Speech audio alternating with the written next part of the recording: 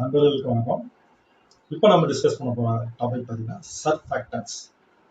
Mostly டையிங்கில் work பண்ணுறவங்க எல்லாருமே இந்த வார்த்தையை கேள்விப்பட்டிருக்கீங்க.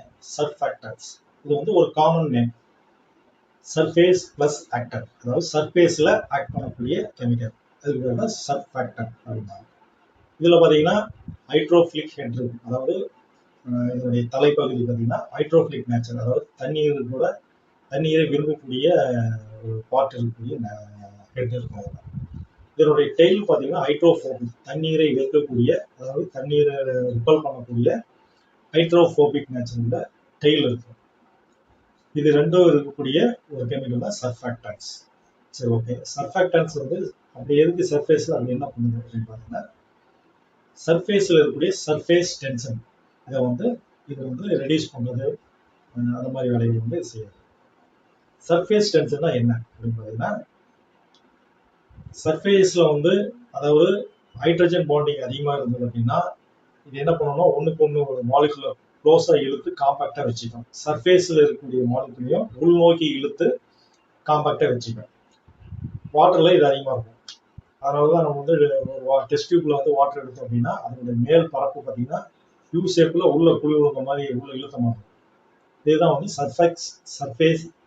சர்ஃபேஸ் டென்ஷனுடைய ஒரு சிம்டம்ஸ். சரிங்களா? இந்த சர்ஃபேஸ் டென்ஷன் எதுக்காக இவ்வளவு இம்பார்ட்டன்ஸ் கொடுக்கணும் அப்படின்னு பார்த்தீங்கன்னா, சர்ஃபேஸ் டென்ஷன் அதிகமாக இருக்கக்கூடிய ஒரு பொருள் ஒரு திரவம் லிக்விட் சர்ஃபேஸ் டென்ஷன் கம்மியாக இருக்கக்கூடிய ஒரு லிக்விட் கூட மிங்கிள் ஆகாது. எப்படி ஒரு கேஸ்ட், ஒரு உயர் ஜாதிக்காரங்க தாழ்ந்த ஜாதிக்காரங்க தான் விலைக்கு வைப்பாங்களோ, பக்கத்தில் அவங்க கூட உருவாட மாட்டாங்களோ, அந்த மாதிரி இந்த சர்ஃபேஸ் டென்ஷன் அதிகமாக இருக்கக்கூடிய லிக்விட்ஸ் சர்ஃபேஸ் டென்ஷன் கம்மியாக இருக்கக்கூடிய திரவம் கூட மிங்கிள் ஆகாது. For example water 70, surface tension 70. ஆனால் ஆயிலுக்கு பார்த்தீங்கன்னா 20-30 வரும். அப்போ வாட்டரையும் ஆயிலையும் கலந்தீங்க அப்படின்னா வாட்டர் தண்ணீரை தனக்குள்ள கலக்கிறது உண்டாது.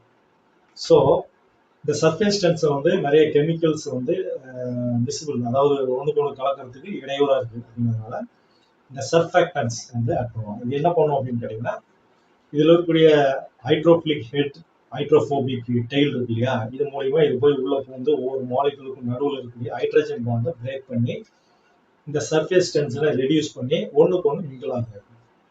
அதனாலதான் இது சர்ஃபேக்டன்ஸ் மோஸ்ட்லி நம்ம ப்ரீ ட்ரீட்மெண்ட், அதாவது ஸ்கவரிங்ல யூஸ் பண்ணக்கூடிய எல்லா ஆக்சிலரிஸுமே சர்ஃபேக்டன்ஸ் அப்படிங்கிற காமன் நேம் கூட தான் வரும். அதனுடைய ஃபங்க்ஷனை பொறுத்து வெட்டிங் ஆயிலாக இருக்கும். அதாவது அப்சார்பன்சி இன்க்ரீஸ் பண்ணக்கூடிய சர்ஃபேக்டன்ஸ் வெட்டிங் ஆயில்னு சொல்லுவாங்க. அதே மாதிரி அழுக்குகளை ரிமூவ் பண்ணக்கூடிய சர்ஃபேக்டன்ஸ் பார்த்தீங்கன்னா டிடர்ஜென்ட் அப்படிம்பாங்க. அதே மாதிரி ஆயிலை எமல்சிஃபை பண்ணி லிக்யூட்லேயே வச்சு வெளியே ஏற்றக்கூடிய தன்மை உள்ள சர்ஃபேக்டன்ஸ் பார்த்தீங்கன்னா எமல்சிஃபையிங் ஏஜென்ட் அப்படிம்பாங்க. அதுக்கப்புறம் உள்ள டிசால்வ் ஆகக்கூடிய மெட்டீரியலை தண்ணீர்லேயே பிடிச்சி வச்சிருக்கக்கூடிய, அதாவது கீழே செட்டில் ஆகாமல் பிடிச்சி வைக்கக்கூடிய சர்ஃபேக்டன்ஸ் பார்த்தீங்கன்னா டிஸ்போசிங் ஏஜென்ட் அப்படின்னா. இது எல்லாத்துக்கும் ஒரு காமன் நேம் சர்ஃபேக்டன்ஸ்.